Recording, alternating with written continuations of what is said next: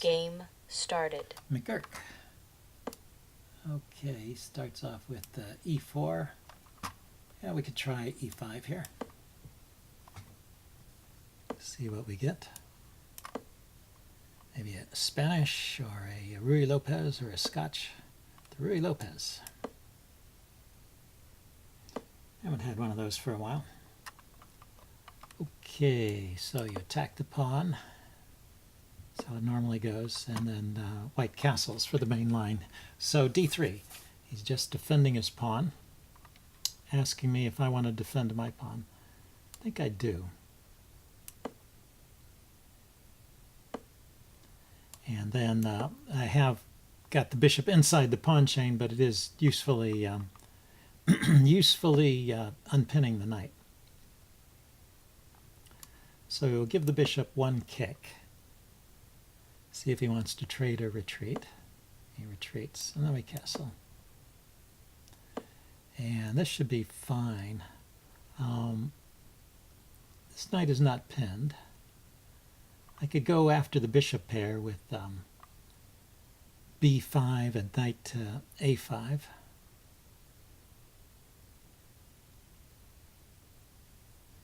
Yeah, I think I like that idea. Expanding on the queen side is often an idea in the Ruy Lopez. And he hasn't done anything to prevent me from grabbing the bishop pair, so... Oh, maybe he could have gone bishop to d5. I could still take it with the other knight. Anyway, so this leaves him with... oh, he didn't. He took with the knight. Yeah, so that's fine. No pawn damage. Then I have some space on the queen side.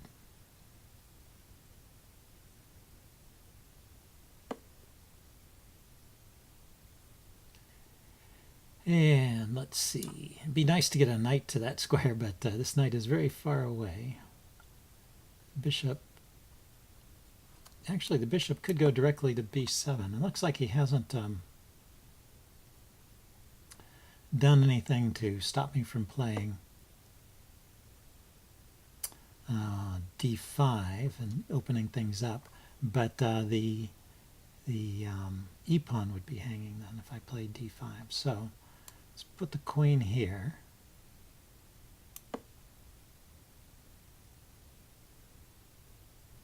And now I'm ready to play e5 if I want to. I might want to prepare it with rook to e1 first, just to be ready to bring an extra piece to the e-file. But he's moving his knights out of the way, so it looks like he's thinking of f5. So let's go ahead and open things up immediately then, not bothering to play rook e1 or rook e8 or anything like that. Just open it up.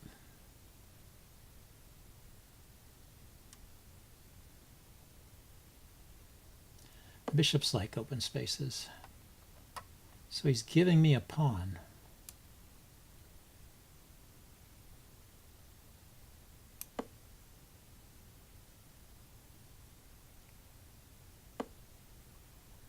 And I guess I will take it.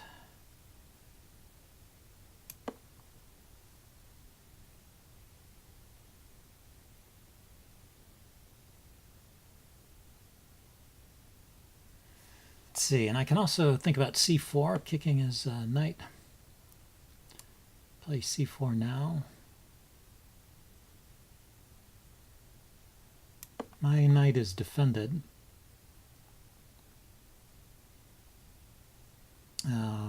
He has to go somewhere like that, and then I can just trade it off. So I've got the bishop pair and an extra pawn. So this should be good. Let's get the bishop to a better square. Extra defender for the pawn, preparing to maybe push it forward even now. So now I should centralize my rooks and push my pawn forward. He could play knight to g4. He goes queen g4. Interesting. So that's threatening the h-pawn because of the pin on the g-pawn. If I go to h7, he's got a check here on check on f5. So maybe well, I could play bishop c8 and force the queen to move, but the queen could just drop back. So king here to defend that pawn.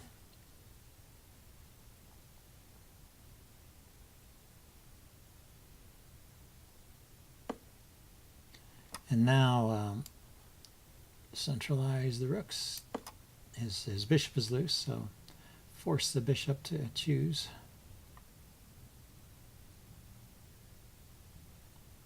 Where it wants to go. There. Okay, so I'm thinking I should defend my bishop and then push that pawn forward.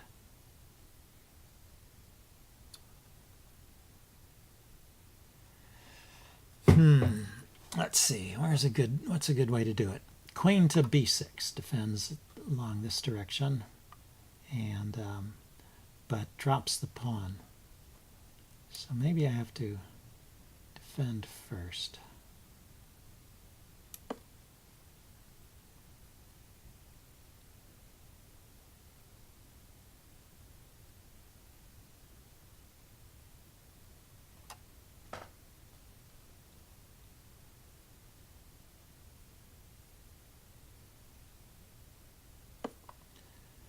Then queen to c3 is interesting.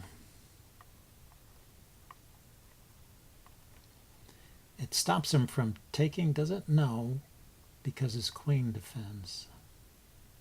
You know, queen c6 rather. I was thinking of this battery threatening mate on g2. Not entirely convincing. Let's see. Maybe I should just take that knight off then. It's going to be trouble defending that pawn. So now I can defend the bishop here.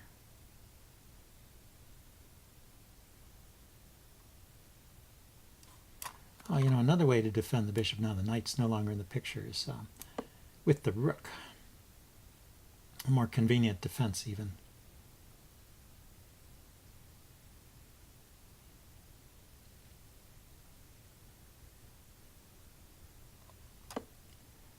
Okay, so he's blockading on the light square. Yeah, so it's hard for me to do much about it.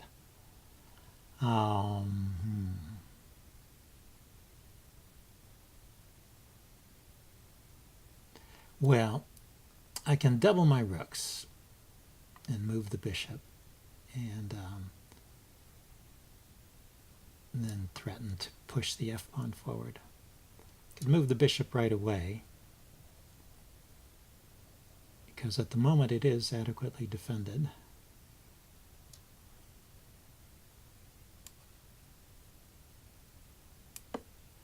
Let's give it a shot.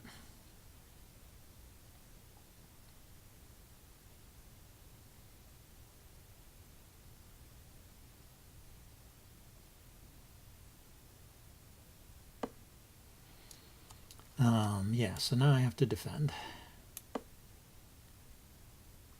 Bishop takes, rook takes, rook takes, rook takes, takes, queen takes. And my idea was if he brings his queen forward, then he didn't do that. I was going to, if he went to f5 with his queen, for example, I was thinking about playing g6. But he went this way.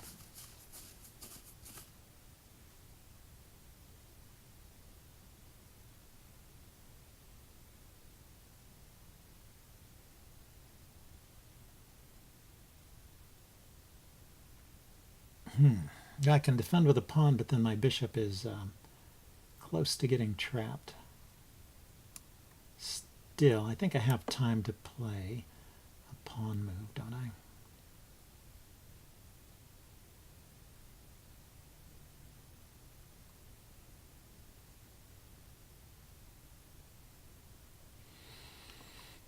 Maybe not, actually.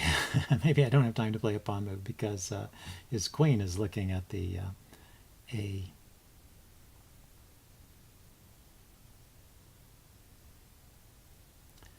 His queen is looking at that square, the H5 square. So I was planning to play pawn to h5 so I could drop my bishop back. The bishop can go forward, of course. Queen can go there.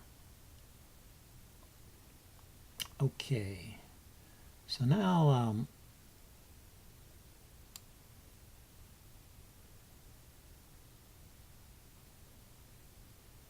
what do I want to do? Yeah, I still can't push this pawn forward. Okay, queen over here allows me to move the h-pawn forward at least.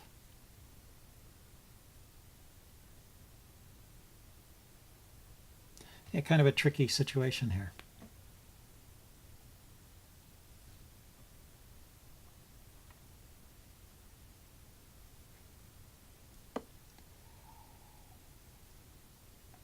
He drops back, so I can't push the f-pawn forward because he's got three pieces on it. I can push the f-pawn though. I mean the h-pawn. That'll give me a retreat square for my bishop, so I won't get trapped here.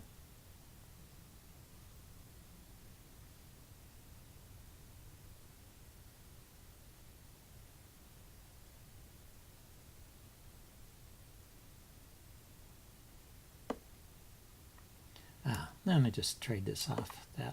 That will simplify things a little bit. Okay, so now I can push the f-pawn forward.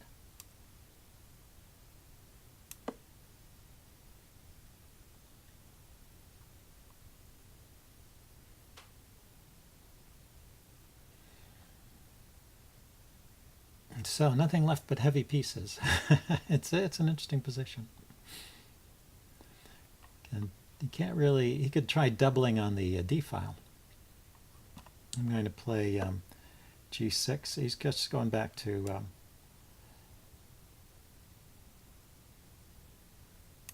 looking at the e-pawn. There's a pin going on here, so he could actually place the rook all the way forward to e4. I'm going to defend my queen next with king to g7.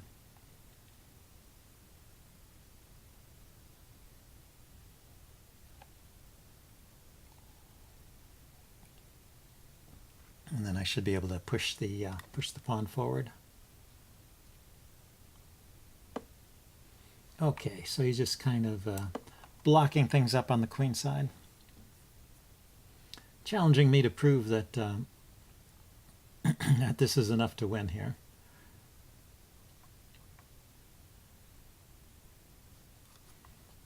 So I need to push that pawn forward before I can go in with the rooks. Okay, so he's bringing more pressure to bear there. Let's push.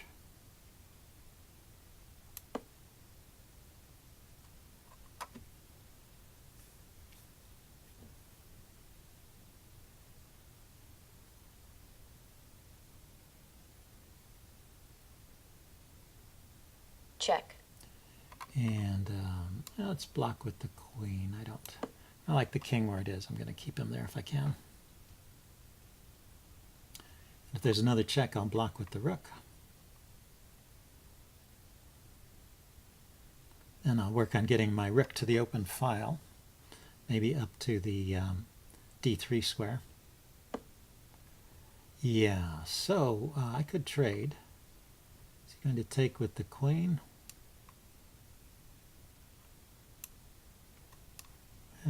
Is he going to take with the rook? Yes, okay. So let's bring my king over.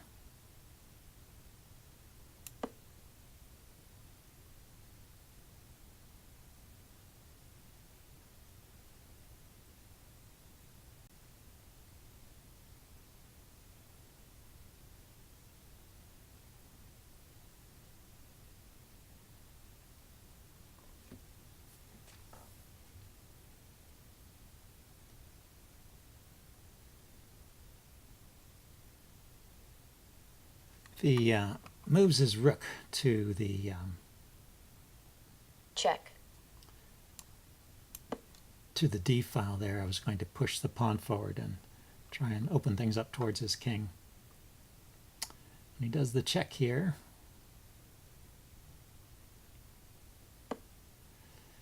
Okay, so he's not... okay, let's keep bringing my king in. Well, I have to figure out how to...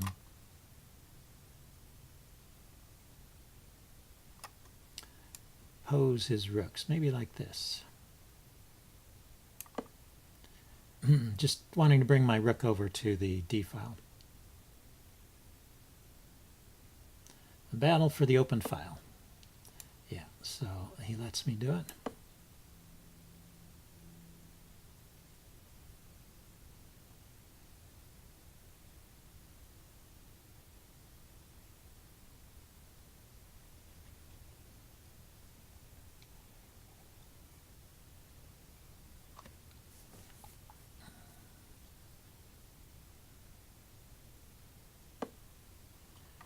Okay, trades. He could have also defended and let me trade. So anyway, I'm going to put my rook in front of the king. Like I said, bring it up to the d3 square, and bring my king forward.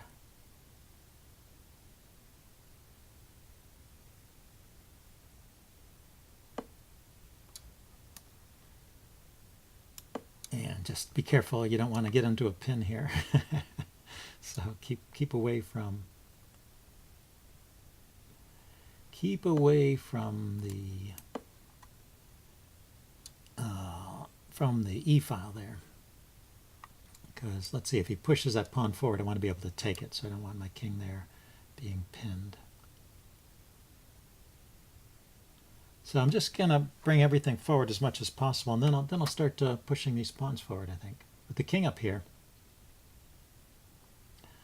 defending this pawn, these other pawns are free to move. So he's going to let me trade. I wonder if that's a decent trade for me. So I take, he takes, I put my king here.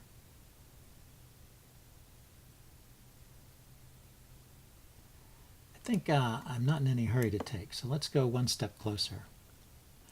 It just helps if my king is near the pawns here when we trade.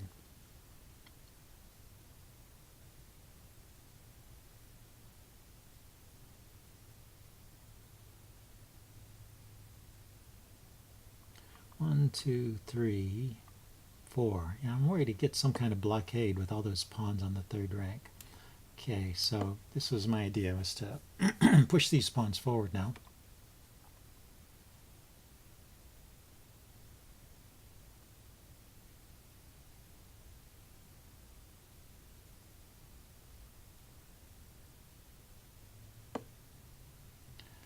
So this is good, I think. Let's do this. And then just see if he runs out of moves here.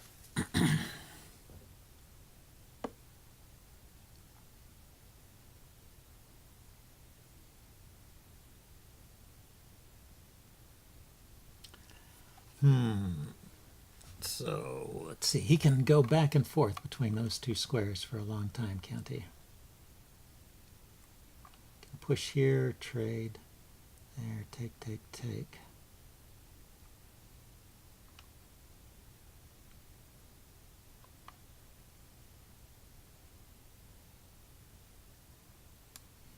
Be like this. Push. Let's see if he takes.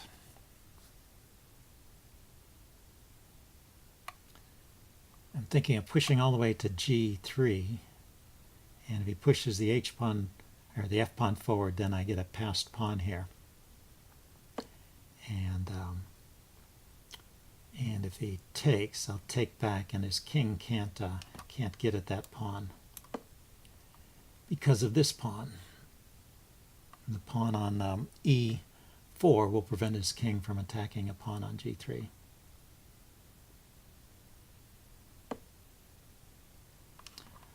Or I could take. So let's think about this. Can he really get a permanent blockade? If I push, it's his turn to move. He just steps back, and I can't come in here, actually. So I think I have to change my mind. I think I do need to take here. Check.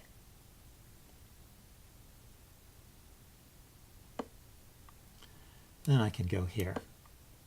And this will force his king back.